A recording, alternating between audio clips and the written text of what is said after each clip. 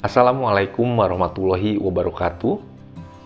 Perkenalkan, nama saya Sofyan Ali dari SMK Negeri 3 Sukabumi, calon guru penggerak angkatan 11. Izinkan saya untuk memaparkan mengenai jurnal refleksi dwi mingguan modul 2.1 mengenai pembelajaran berdiferensiasi. Refleksi pada kesempatan ini menggunakan model 4C, yaitu connection, concept, challenge, dan change. Connection, apa keterkaitan materi yang didapat dengan peran sebagai calon guru penggerak.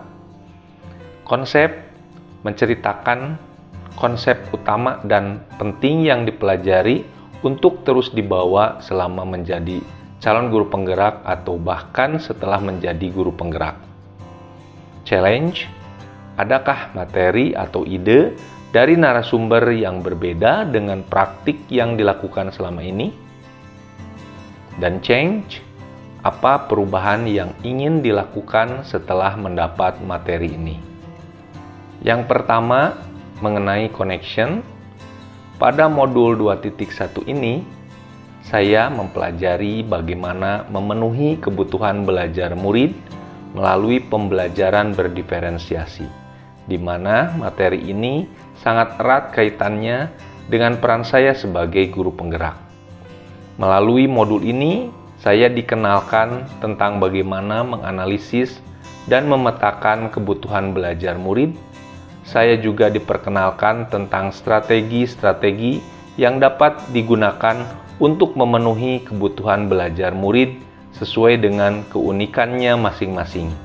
Hal ini sangat membantu saya sebagai seorang calon guru penggerak, di mana salah satu peran guru penggerak adalah sebagai pemimpin pembelajaran yang senantiasa mengarahkan ekosistem pembelajaran yang berpusat pada murid. Di samping itu, dalam implementasi pembelajaran berdiferensiasi di kelas, saya dapat mengembangkan nilai-nilai guru penggerak yang saya miliki, yaitu mandiri, kreatif, kolaboratif, inovatif, serta berpihak pada murid. Bagian kedua mengenai challenge. Dari beberapa konsep materi yang saya terima dan beberapa yang berbeda dengan apa yang sudah saya terapkan selama ini, diantaranya, selama ini saya mengira bahwa memberi soal lebih banyak pada murid yang lebih cepat selesai mengerjakan soal, berarti saya telah melakukan pembelajaran berdiferensiasi. Ternyata tidak.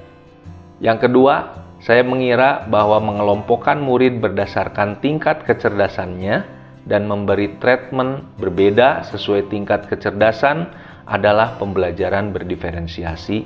Ternyata tidak. Dan yang ketiga, saya mengira bahwa melakukan pembelajaran berdiferensiasi berarti saya harus menyiapkan beberapa rencana pembelajaran untuk memenuhi kebutuhan belajar murid. Dan ternyata tidak. Bagian yang ketiga yaitu konsep. Konsep utama dan penting yang saya pelajari dalam modul ini bahwa pembelajaran berdiferensiasi adalah serangkaian keputusan masuk akal atau common sense yang dibuat oleh guru yang berorientasi kepada kebutuhan murid. Keputusan-keputusan yang dibuat tersebut adalah yang terkait dengan yang pertama, tujuan pembelajaran yang didefinisikan secara jelas. Kedua, guru menanggapi atau merespon kebutuhan belajar muridnya dengan menerapkan strategi diferensiasi konten, proses, dan penilaian. Yang ketiga, menciptakan lingkungan belajar yang mendukung murid untuk belajar. Yang keempat, manajemen kelas yang efektif. Dan yang terakhir, penilaian yang berkelanjutan. Bagian yang keempat, yang merupakan bagian terakhir, yaitu change. Setelah mempelajari modul ini, saya merefleksi diri saya yang ternyata saya belum sepenuhnya memahami apa itu pembelajaran berdiferensiasi, sehingga belum bisa mengakomodir berbagai kebutuhan belajar peserta didik saya. Untuk kedepannya, perubahan pembelajaran yang akan saya lakukan adalah yang pertama, melakukan asesmen diagnostik untuk mengetahui menganalisis dan memetakan kebutuhan belajar murid. Yang kedua, melaksanakan pembelajaran berdiferensiasi menggunakan strategi diferensiasi konten, proses, dan penilaian sehingga mampu mengakomodir berbagai kebutuhan belajar peserta didik.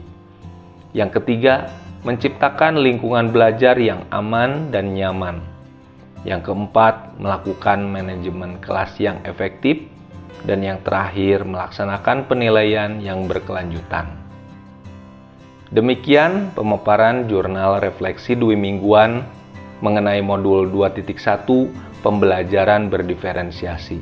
Mudah-mudahan apa yang saya paparkan bisa bermanfaat dan menjadi inspirasi bagi rekan-rekan semua.